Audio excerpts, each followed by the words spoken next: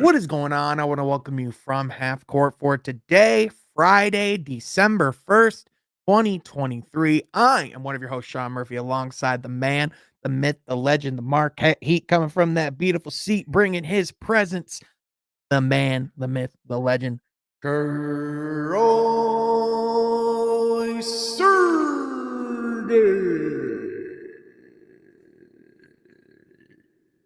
Troy, what's going on, my man? It's good to see you. Yeah, not a whole lot. That was kind of a long pause there, Sean, but, hey, You didn't like the you know what little, else is a "Hey," you know what? You you know don't like that? I was gonna make a joke. You know what else is a long pause? The Detroit Pistons without a win. That's a long pause. Yeah, man. That is, that is a hell of a delay between Yes. between those instances. I saw a graphic earlier today, and, it's kind of a joke that, like, that people have made of, are the Lions going to end up with more wins than the Pistons Mm, this year? And in the calendar year of 2023, Troy, the Lions have 10 wins. yeah, The right. Pistons have 9. Yeah, ugh, I wanna vomit. I wanna vomit. Yeah. Yeah. You We wanna are current vomit too, Sean? Well, I mean, it's not that I wanna vomit. It's that it's in a s it you know, it's not a secret that the Pistons are in a really tough situation, right? Like, if you somehow been living under a rock, the Pistons are, like, they're on a 16-game losing streak, which is the or 15-game losing streak, which is the longest in franchise, like, the longest single season losing streak in franchise history. Their longest losing streak in franchise history happened over the course of 2 seasons.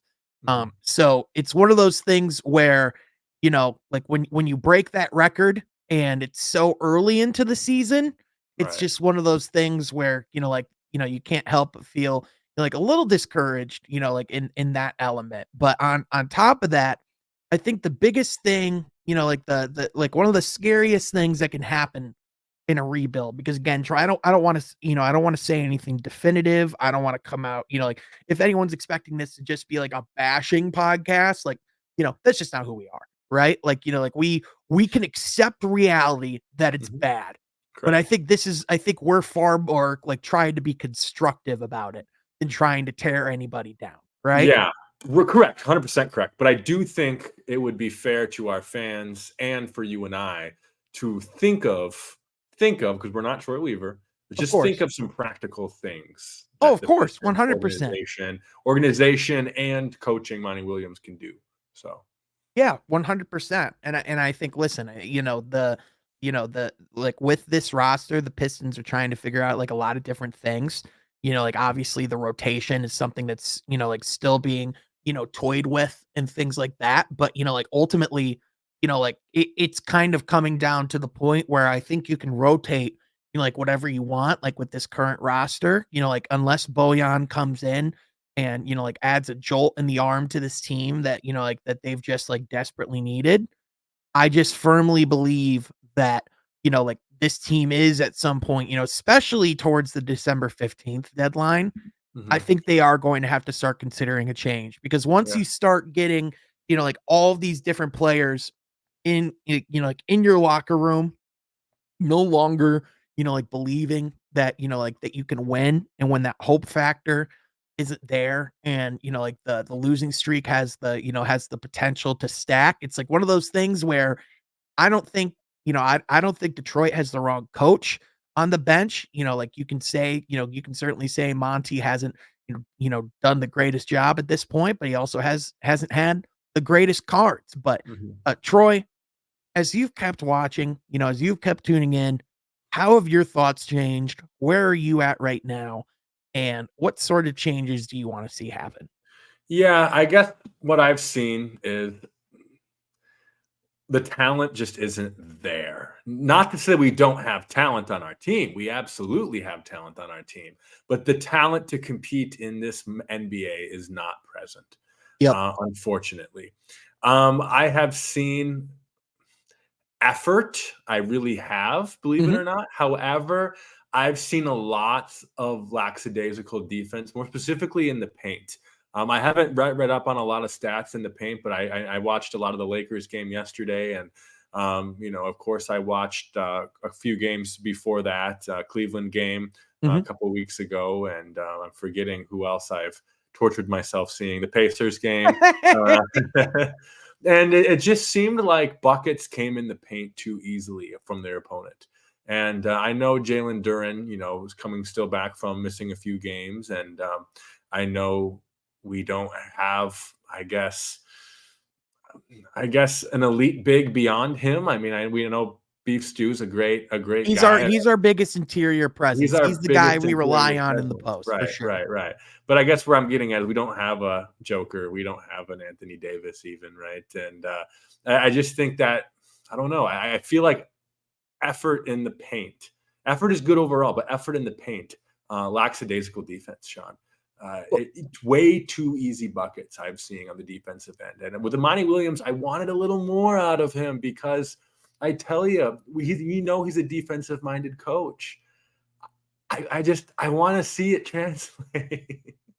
Well, and again, like it's like one of those things where, this is one of those moments, and I think even people were like, starting to post last night, like that they were starting to, wanted to apologize to Dwayne Casey, and this is where I bring up this is exactly where I bring up, is coaching maybe perhaps not the entire part of the equation of why a team wins or loses games? Are you telling me that Dwayne Casey maybe wasn't the problem? Like we were all telling you he wasn't for Mhm. months on months on months now? What? Isn't that insane? All Right. of that aside, like I definitely, I definitely agree with you in the sense of, like Monty does have to, try to find a way to, like really like galvanize, like the troops for a lack of a better term, and keep these guys mentally in in the fight, so to speak, because like when you are, losing as much as you have, it's tough. But on top of that, it's like the biggest thing, especially for like for this team, is like they gotta figure out how they can consistently compete over 48 minutes. I think the biggest thing that that like I take away from just from this Pistons team, just from watching them this season, it's not even like they don't have moments. They have moments, but they need to turn those moments into minutes on the court. They need to turn those minutes into quarters. They need to turn those quarters into games. Like they can have like one or two stretches or one or two good plays where it's like, man, this team, like the talent is very clear. But in the same light, like when they're down when they're down as much as they are, when, this team struggles from shooting from beyond the arc as much as they do, like that's really, if you're looking at what's killing this team, Troy, we've talked about the spacing being something they need to figure out. I mean, the spacing's been an albatross. I mean, like the other night against the Wizards, they shot like 7 of 39 from beyond the arc. Tonight in the Knicks game, which is still, in the first quarter or in the second quarter, pardon me, they're 3 of 11 from beyond the arc. I mean, it's just straight up to the point where like Monty said, like in the post game presser against the Lakers as a recording last night, we need to find guys who can hit shots. Yeah. Right. Right. Right. And And yeah. And I was optimistic, I guess, and still kind of am with a guy like Joe Harris, right? To give you mhm. that. And then obviously we know we've been missing Bowie on with that. But uh, you look at some of these other teams, and it just seems like some of these other teams have resources in their second unit who can contribute on the making shots element of the game. I think of even in Atlanta with the DeAndre Hunter and Bogdanovich. Yep. Um, there's so many others too that Even look come at to the Orlando, the table. team that's Yeah. second in the East right now, that's won like 9 games in a row.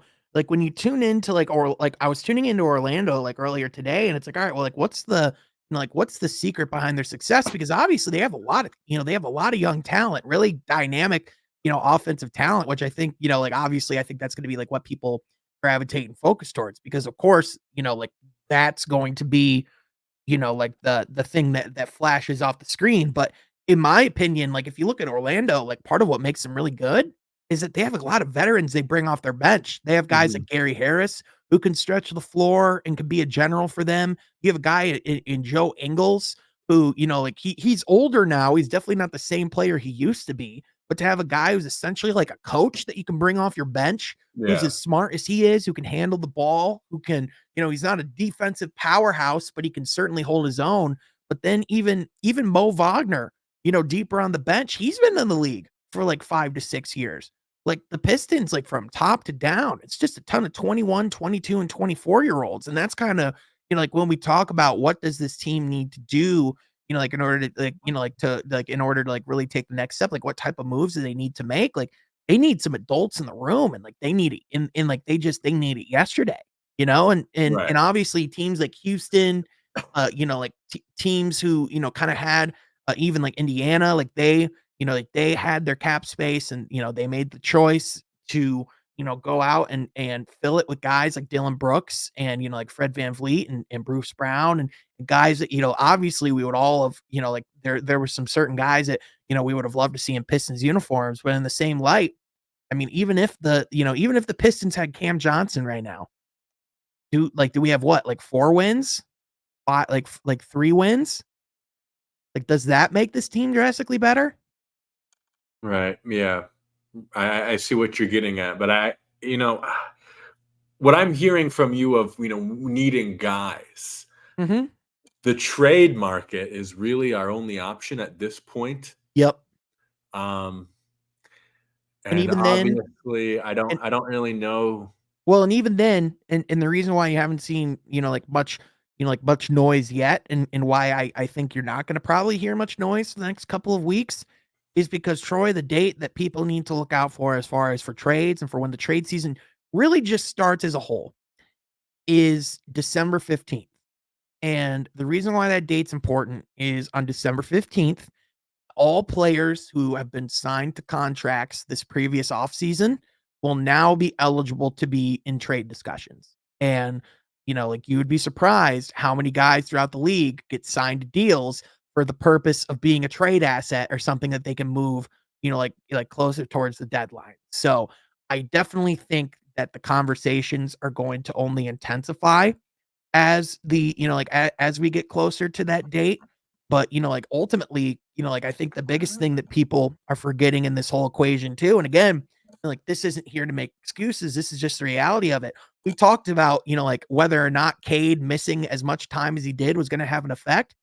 It's having an effect, like as well as he's playing, as like as much as like as much as Cade's doing at given points, because I still think Cade's a really damn good player and you can build a good team around him.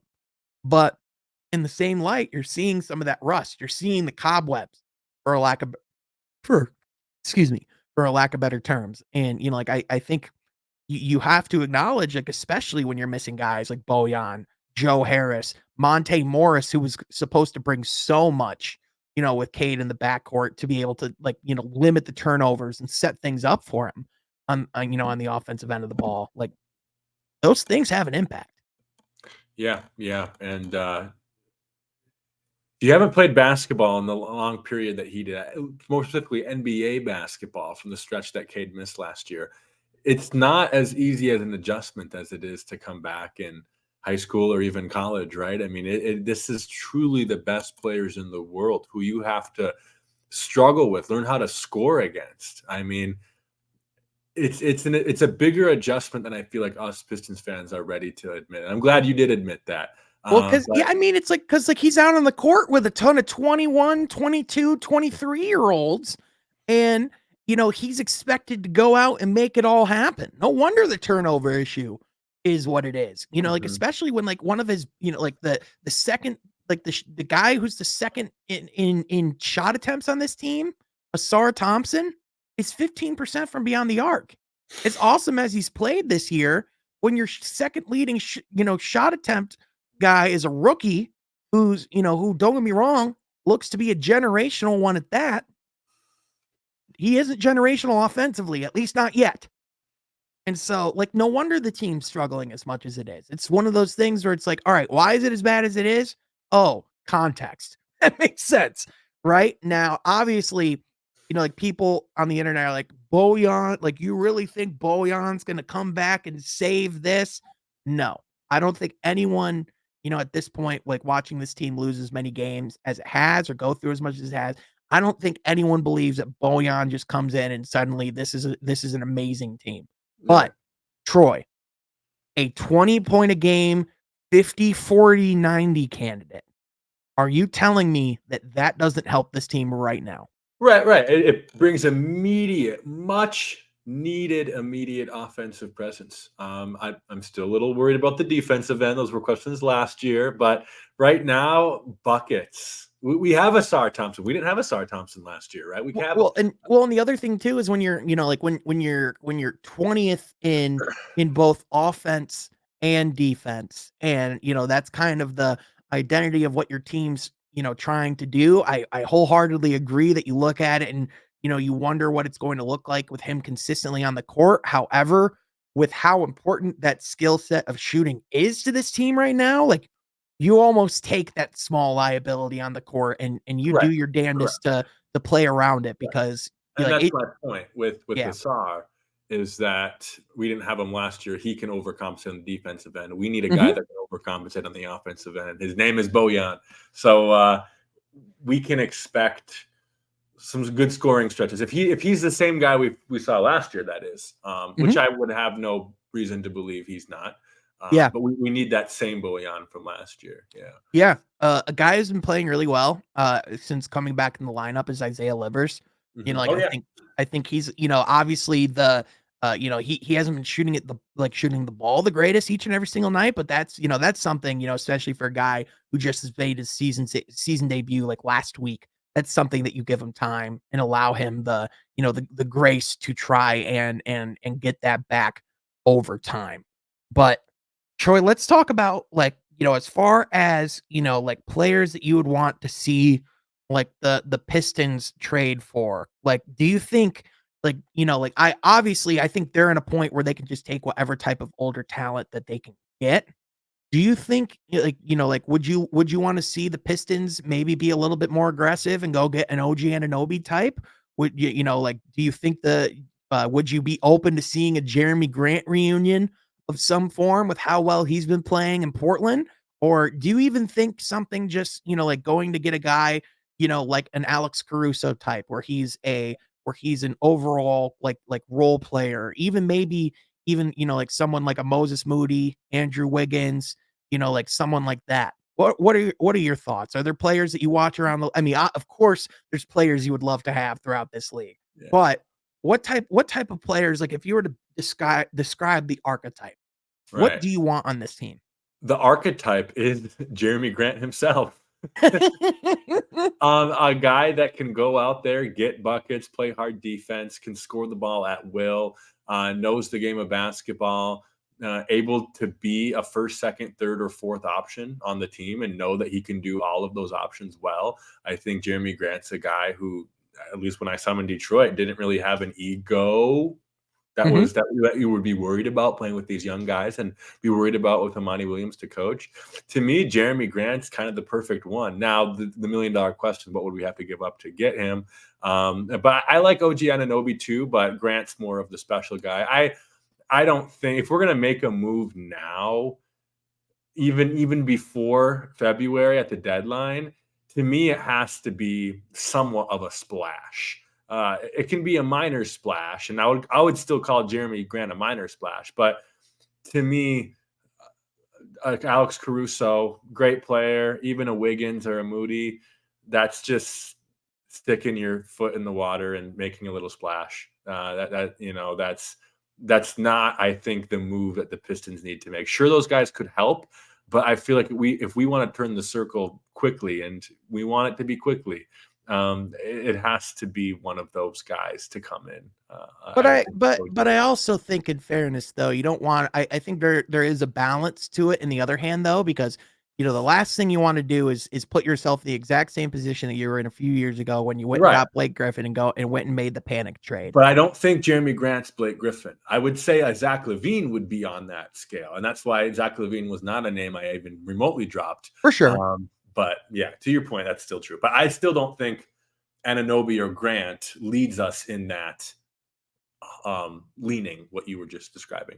But my argument, I guess my argument, like I guess for like the rationale behind, like just making even, like some form of like, like like minor trade, I guess if you want to call it, even though trades are, in any form, especially for a young team, are going to be pretty significant at this point. But nonetheless, even just getting some different pieces and different guys that you can bring off the bench or different looks that you can throw in the starting lineup. Like, like if this team, like had 2 or 3 more like legitimate shooting threats, almost like, all the guys who are currently out on injury, like they would look, like they would be that much more of a threat. Like that it would open up, like that much more, like for them on the offensive side of the ball. So, I certainly think that, like by the I certainly think that that is a move that they could even make that they could make, even by the deadline as well. And, like, I think the biggest thing is Troy has taken up, like, oh, this time to really not only accrue assets, but on top of that, set up the salary cap and set up the books to where you have flexibility. And I would argue, like you said, like we and this has just been true over the last few years. We talk a lot about free agency, but a lot of the moves of acquiring like salary cap, especially for small market teams, that doesn't happen in free agency, Troy. That happens through trades. That Yeah, happens through acquiring guys because guys aren't hitting the free market nearly as much as they used to. I mean, look correct. at Damian Lillard, Kevin Durant, uh, freaking Bradley Beal, Donovan Mitchell. Look at all these guys who are just getting moved before that's even a discussion. And I would say with this core though too, and I would say the 3 guys we want to build around would be Cade, Duran, and Asar. Mhm. And in my opinion, as much as you love some of those other guys, you might have to be willing to part ways with one of those guys. Well, But yeah, I don't you're think, gonna have to. yeah, Like, that's right, not a but bite. If to go out right, and get someone, you will. right. So what I'm saying is, but even comparing this to 2018, early 2018, late 2017, when you made that Blake Griffin trade, I don't think the Pistons were in a spot when they had Tobias Harris and Avery Bradley and Reggie Jackson and Drummond, where you would look at any of those guys and say, okay, this guy is the future of our franchise. They were all kind of tradable asset pieces to a degree where you wanted to bring in the star. We made that decision for Blake Griffin. We brought him in. But for here, we don't really have, or we do have guys who are, I think, stable parts of our future where it becomes, easier to move on from some of the guys who are not a part of that core, but also puts us in again a place where I don't think we would nor could make an exact same mistake of trading for a Blake Griffin type of player. You know what I'm saying? Ye I do, but you could still definitely make a mistake. I think ultimately, like, again, like, this is why in my opinion, like, I know people are talking about Troy Weaver on the hot seat. This is why, like, on the video I released earlier this week, like, in my opinion, this will be, like, the defining, like, decisions of Troy Weaver's tenure is because, like, a lot of GMs can, like, can acquire young talent, like, go, like, and draft well, and that was his most important, part of the job. And I would say for the most part, I would say that he's done pretty well, like with drafting. But now it's again, it's how do you take this talent that you've drafted and how do you turn it into a complete roster? How do you take those pieces and how do you turn it into something that, instead of, being, like like something that you can evaluate and something that you can like tool around, how is it instead of, how is it instead something that you can complement? You know what I mean? Like, I think with what Tom Gore said earlier this season of we're not rebuilding, we're building. I would agree in the sense of we've done a lot of acquiring young talent, but now how do you actually build around those guys? Like, how do we actually start building around Cade Cunningham? Because right now, like, this isn't going to be the roster. Like, these aren't going to be the guys. Like, especially if it keeps heading in this direction. Yeah, So yeah, yeah. it's I see your point. I see your point. I guess I just see I I just have more faith that we're not gonna make a dumb decision. I I have more have more faith we're gonna make the right decision than a dumb decision.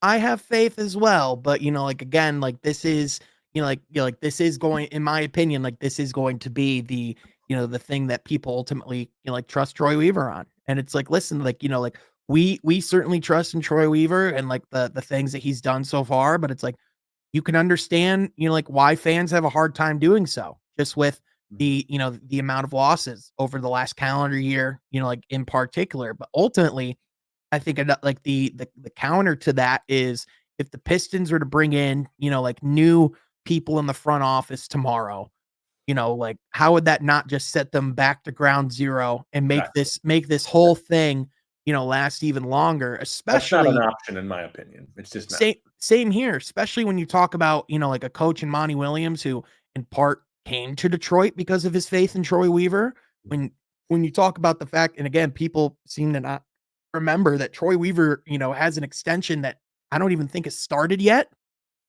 because, they love the talent that he's accrued. So it's just one of those things where, like at the very least, I still think he has another season. But like ultimately, again, I know it will be hard for fans, because there is a likelihood that you look, that at the end of the season we will see an entire calendar month. We will essentially still see an entire calendar month without a win. But there's a legitimate chance all of November can just be all L's. And it's like you can understand why fans are feeling discouraged or not feeling, hopeful at that point. But again, like I think the things that, like for perspective is in these 3 or 4, even in these last 2 years, Troy, you could still make the argument just the last 2 seasons alone, Troy Weaver has acquired more talent through the draft than the Pistons did in the last 20 combined. And Yeah. that's not even counting Cade. Right. Right. Yeah. Yeah. I have nothing else to add to that. That's fact. Mhm. And, like, I guess that kind of, translates pretty well into the next part of the discussion because I think the natural next question and the natural next thing that you do when you're looking at a rebuilding team is, well, this isn't happening for my team. Why is it happening for the others? Why is this happening for the Indiana Pacers of the world? Why is this happening for the Houston Rockets of the world? Why is this happening to the Orlando Magic of the world? Who started around the same time, if not just about after us in our rebuild. Why are they ahead? And Troy, I think it comes down to a couple things. And again, people are not going to want to hear them. Number one, how much time Cade has missed and how much of an effect that has had is something that we are just now seeing the effects of. But the second and most important thing to these teams' success, if you've tuned in, I kind of alluded to this earlier a little bit with Orlando, how important it's been for these teams to have grown men in the room. We talked a little bit about Orlando and just like how like Mo Wagner, which by the way, he's been playing really well off the bench for Orlando this year. Like he's quietly become one of the best backup bigs in the league. If you look at like the way that he's been playing, which absolutely I always thought with his skill set that was something that was possible from him, but to see it happen in real time has been really cool. But also, you look at a team like Houston, and listen, you and I were part of that crowd that was pretty critical of Dylan Brooks, and like we're pretty adamant about not wanting him in Detroit. But I mean, Troy, they're the reason why the Houston Rockets came out the gate and are a top 10 team defensively and are a top 15 team offensively. Dylan Brooks is playing a big role in that. But also, you know what else all these teams had too, Troy, with their young stars? What, One Sean? word: continuity. These guys have been able to play together, have gone through the lumps together, haven't missed significant time due to injury. Guys like, like Alper and Sengun are taking those leaps because they're getting those reps under Right. their leg. Chemistry is another Yep. word for that. Yep, Yes. exactly. And you look at this team, like you look at these Pistons, you look at this Pistons team, and realistically, who has Cade played with the most out of all these guys? Marvin Bagley is probably the guy who he has the most time on the court with. Him and Isaiah Stewart, maybe, like maybe Killian, but otherwise, like throughout this roster, like they're still learning to play together. And like Yeah. you can see like you can just see all the hardships and the lumps that they're going through in real time. Yeah, and that certainly makes it difficult. I mean, you need to know how to connect with your teammates and set them up to score, but also they need to do the same with you. It adds an interesting dynamic, and I mean, the coaching adjustment has to be different too. I mean, yes, we trust. At least I trust in Monty, but the coaching philosophies between him and Dwayne Casey, yeah, learning a new system, another thing that we have, and yes, like Houston had to do that now too. Mhm. Um, but Houston's definitely had to do that, but I think Pacers didn't, yeah. yeah, but I think with Houston, like, where, like, the benefit comes in of when you bring in a guy like Ime Udoka, I think it was the type of change that it was that the head coaching role was for Houston, because in Detroit, the reason why Dwayne Casey wasn't fired and he was, like, allowed to, like, leave on his own accord is because Detroit didn't have a coaching problem. They might have needed a coaching change. They might have needed to head in a, like, in a different direction, but it wasn't because of the coach they had in the seat. They had an adult. They had and they like culturally, they had everything in house that they already wanted. They brought in Monty to build upon that. Whereas, like, with respect to, now Pistons assistant coach Steven Silas, when Ime Udoka came to Houston, he had to set the culture from day one. He had to, he had to really do his best to, like, both build off of what was already happening, but on top of that, like, he had to step back and say, all right, we have to like change everything. Like, we have to be about more as a team, you Right, know? right. And I do think Monty Williams is about the more. I mean, he is He about the is, more. He is about the physical side of things, the defensive schemes. He's a thinker. of course. He knows the right thing. So we have that going for us. But anything that's going for us that seems to be in vain when you don't win an entire month. Right. Right. I mean, people are not going to want to look people aren't gonna wanna look at the, like, the development, or, like the so close yet so far, the moral victories, like, it's teams beyond that. You know what I Yeah, mean? yeah. Especially when, like, you do have other teams, and I mean, like, Troy, I'm not sure how much you've been able to watch Houston, or, like, Orlando, A little or bit. y but one team you've definitely been able to watch a good amount of is the Indiana Pacers, and, like, when you talk about, like, what they do well, like, and why they're winning as much as they are, like, ultimately, like, and this is where you talk about, like, like, with Troy Weaver, about, like, really taking those, necessary steps to make, to make Cade, like, get as many opportunities as he can. I think one of the big reasons why Tyrese Halliburton is flourishing is he has this awesome roster around him. And, like, for, like, a playmaker, Troy, it looks like he's a kid in a candy store. Like, they're Yeah, the number one offense in NBA history through, like, the right. first 2 months. He can get buckets at will, but also he can set his teammates up by the three ball. But he also has assets. He has a guy like Buddy Hield that can get him buckets, and even a Yep. guy like Neesmith is playing okay, and Obi Toppin and Miles is Miles. Bruce Brown is Bruce is Brown is Bruce become really Brown. reliable on both ends of the Very, court. very reliable on both ends. So yeah, they're in a good position, but also they have a guy. I mean, yes, we know Cade's the guy, but they have a guy who's well developed in his fourth season, hasn't really missed any significant time. Um, it shows. But It here's another shows. thing too, Troy. Look at some of the ages of these guys who are regularly getting minutes, Yeah, like, in the Indian, like, people people look at the Pacers like, man, this is a young team. They are. But when you start comparing the ages very quickly to Detroit, this sounds like a freaking retirement home group in comparison.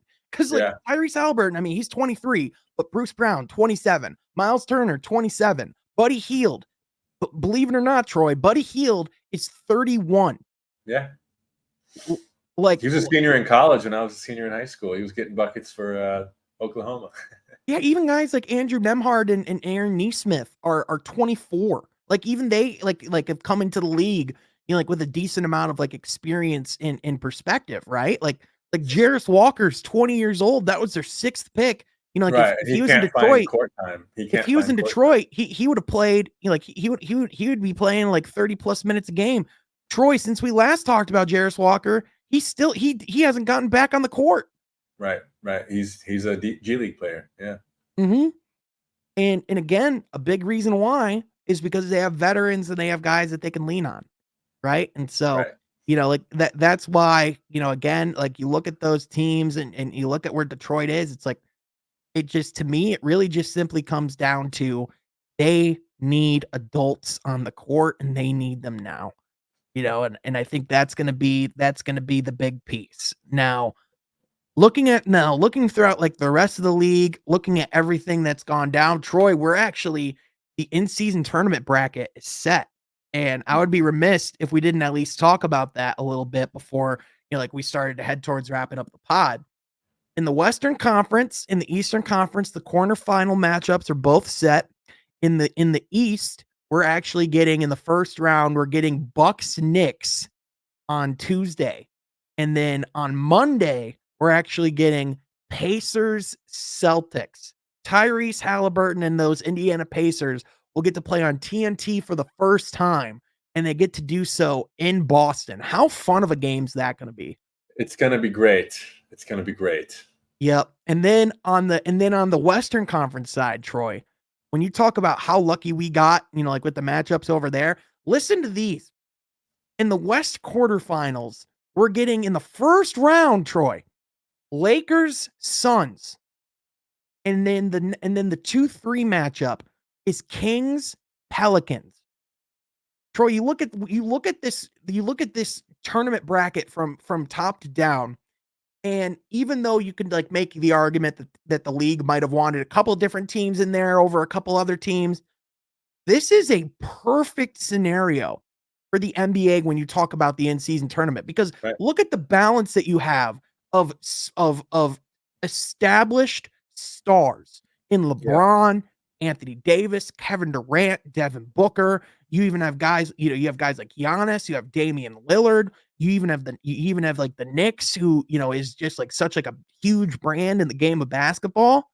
But Troy, in the same light, just as there's, just as many, established stars in this tournament, there's also just as many young up and coming stars. You have Yeah. De'Aaron Fox, who won the clutch award in the league last year. You Right. have Zion Williamson, who's a human highlight reel every time he steps on the court and is playing at a really high level over the last couple of weeks. But then, man, you talk about the Pacers, how fun this team is. Their first Tyrese Halliburton's first ever game on TNT. I mean, Troy, we talked about how great this tournament could potentially be. We also talked about how weary we were. Is it time to say that Adam Silver hit a grand slam? Did he hit a home run? Yeah, I think he did. And I think the biggest thing is what you literally just talked about is the matchups, because we as NBA fans, we like the individual talent and we like the storylines a lot more than, per se, an average March Madness fan who loves the teams and the upsets and stuff, right? I mean, we want to see stars go be stars against stars. Yep. And I think that is what this brings out the most, because everything you just talked about, sure, you mentioned the teams, but you talked about the players on the teams, the players who are having emerging seasons and then getting matched up with other players who are having similar seasons. And to me, that's what it's all about. It's all about seeing the best players in the world. That's why I prefer the NBA over college. I Yep. love the game of basketball, but I love the NBA more because this is the best players in the world. These are the best human beings that breathe the same air as you and I, And going out there and playing basketball. in every single matchup throughout the league nowadays, there are two players going up against each other that are intriguing to watch. Even in the greatest thing about the in-season tournament, in my opinion, is you're getting people talking about Bulls Celtics in November. You're getting people invested in Raptors Knicks games. You're getting people talking about the finish of Thunder Warriors games in November, in Yeah, October. Like the beginning of the regular season has never felt this relevant. And Troy, we haven't even seen the good part of the in-season tournament yet. Oh, right. like this next weekend, the first weekend of the calendar year thus far, like over the last few months without college football. So after all the conference championship games finish up this weekend, next weekend, those matchups, the semifinals and the finals, those go down in Vegas. So this time next week, Troy, we're going to be getting some consequential neutral site basketball from freaking Las Vegas against some of these teams. We could potentially see a Lakers Celtics in-season tournament finals for the Yeah, very first in-season tournament. Could you imagine how huge that would be? that would be gigantic. I mean, casuals on both sides would watch. I mean, Mhm. there's casual Celtics fans, and there's a lot of casual Lakers fans, and they would be fighting to the death. And then the diehard fans of both teams would be more excited. Yeah, there's so much there that has potential to grow, and with the league getting deeper, with the talents that we have, players, rookies like Wimby are only going to get better. Yep. Um, some of these guys like Luca, to say that like Luca is in his prime would be a joke. Guys like him, guys like Shea, Yeah. SGA. Would you say he's in his prime right now? No, I think that's in a couple years, right? Dude, So I mean, there's so much. that's what's scary, dude. Is you keep talking about all the even a guy like dude, even Chet Holmgren, what Yeah, he's doing right now, he's not even sniffing the letter P in prime. He's in yeah, his rookie year. Like yeah, he's just right. getting started. And even a guy like Tatum, I feel like has some even better years ahead, Yeah. even though he's only 24, 25. So I feel like Jason Tatum could genuinely play for another 20 years if he wanted to. Like with the way that modern medicine keeps evolving, by the time he's in his 30s, can you imagine what he's going to have access to? I don't know if I'd go another 20, but I could see him playing a 20-year career for sure.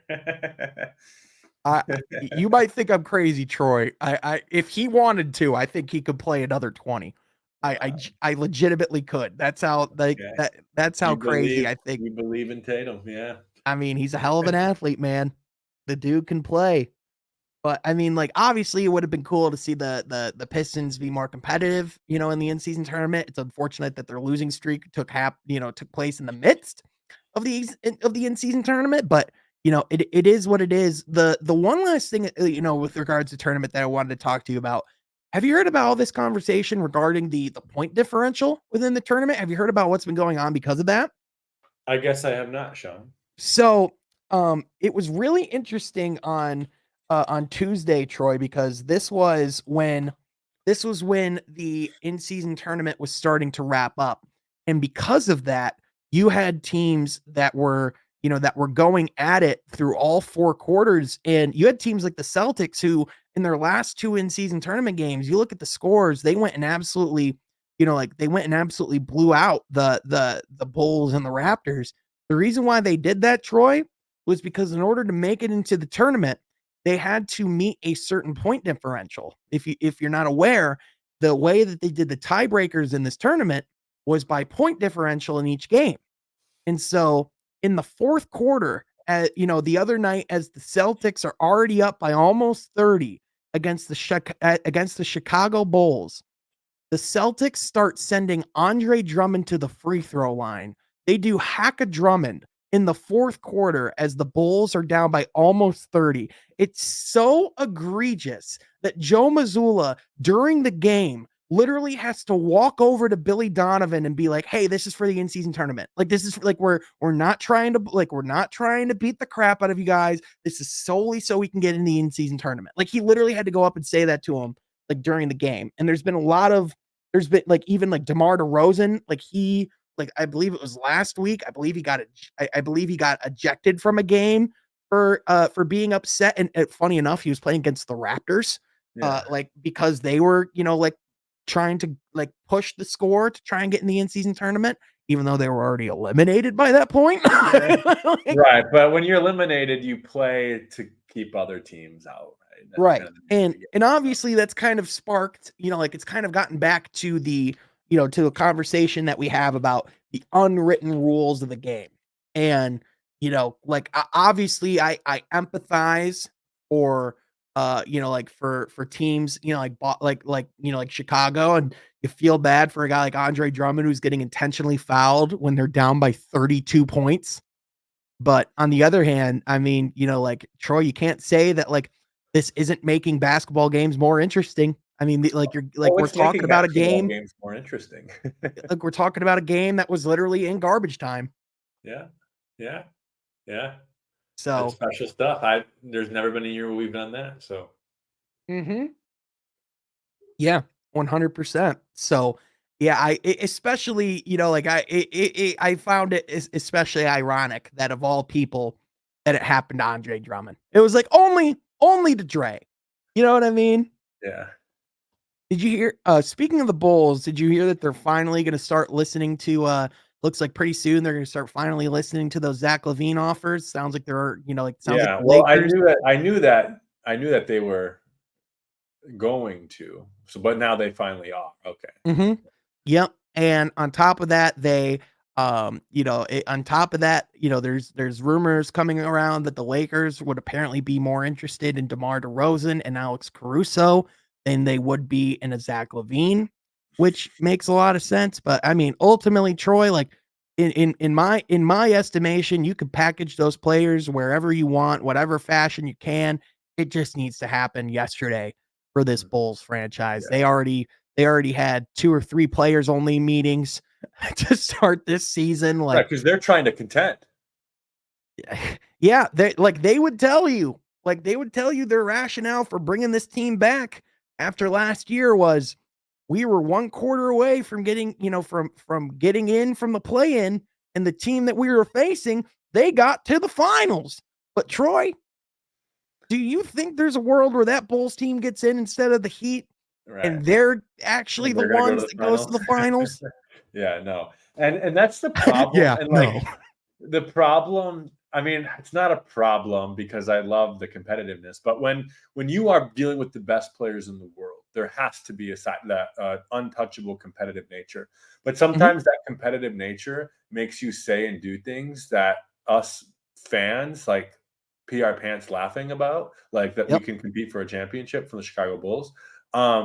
But when you're truly one of the top 400 players in the world, um, I guess you kind of do have the right to say that because you're the top 400 players in the world, but it's still foolish. It's the competitive side that's talking, not the rational side. Right. Right. 100%. Man, Troy, there's just been like this season is already, like it's tough to say when your team's lost like 15 games straight. But as like from the league as a whole, the quality of basketball, and it feels like we're saying this every year. It just feels like it's only getting better. It Yeah, feels like it's because it only is. We going say up. that every year because every year it gets better. Mhm. And I mean, we're at a point legitimately where it's like, like we talk about like could the league expand? We're getting to a point where the league needs to expand. Dude, Seattle. Give Seattle a team again. Um, The Seattle Supersonics will be back by the end of this decade. It just has to. give The 2 teams that reportedly are the teams in running for an extension, which I mean, if like for expansion, I mean, it makes sense, yeah. are Seattle and Las Vegas. And I Mhm. mean, listen, especially you look at, how wildly successful the Golden Knights have been. You look at the Athletics in baseball, they're moving to Vegas. The Raiders, like they're in Vegas. So now all 4 teams are going to be, in Vegas. From 5 years ago, we just got our first team, which is crazy. But I mean, like I think Troy, I think Vegas could potentially be a great NBA city. And we Yeah. already know Seattle's an awesome NBA city. Right, and the summer league being there helps. This in-season tournament here helps. I think it's kind of the writing on the wall right there. What's very interesting about bringing a Seattle and a Vegas, though, is those are 2 Western teams. Does that Mhm. mean you have to bring like a Minnesota to Yep. the East? Yep. Okay. So where the conversation probably turns to is, like where does the shift happen? And I mean, like you said, one of those West teams would have to move to the East. Not only do I think could it potentially be Minnesota, I think Memphis is another team that could Yeah. potentially be in those conversations. Like who knows? Is Oklahoma decently out east? I don't. I'm gonna level with Detroit. Geography was not my strong Yeah, suit. no, it's more west, but it's you could still make an The argument, but I talk about, I don't know. it yeah, you could make an argument, but it wouldn't be a good one. It's a West team. But Memphis is a good East Yeah. argument, Yeah, and Tennessee, on the Minnesota other hand, I definitely know is. that's East. Yeah, yeah. So, yeah. East? I thought you said West.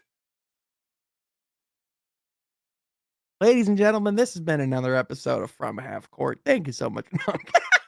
No, I did that joke probably to end the pod, unless you I had know. more. No, I know. I know. I know. I'm just giving you a hard time, Troy. This is always fun, man. Thanks so much for Yeah, making the time. Thanks so much for yeah. being here. And people listening at home, thank you so much for listening to another episode of From Half Court. If you like this podcast, be sure you like this video down below. Subscribe to the channel. Hit that mother notification bell so you don't miss when another video comes from the channel. But also, be sure you're following us on social media so you don't miss what we're up to. You can follow my boy Troy on X at Troy Sergey 44. You can follow myself at Sean Half Court. And be sure you go check out the Morning Woodward Show and support our boy Jeff Iafrady as well. Once the Lions season wraps up a little bit, we will definitely be getting him back on the pod on a much more regular basis. But folks, that's going to do it for today. Thank you so much for tuning in. We'll catch you guys next time from Half Court. Be sure you're subscribed.